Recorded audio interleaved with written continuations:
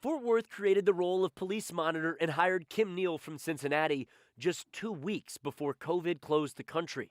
But a couple months later, protests over the murder of George Floyd allowed the community to be heard. The fact that our office started during that time period allowed a lot of folks to kind of voice their concerns and their feelings and be able to express themselves.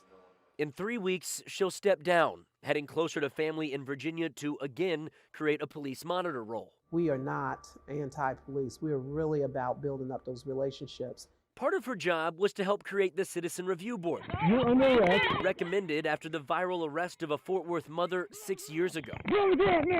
But Tuesday night, we want police, but we want the right type of police. The plan failed 5-4. What I'm disappointed at is the fact that I'm not sure if every voice was heard. Neal believes the proud city has struggled with self-reflection. There is a racial divide on the issue of policing.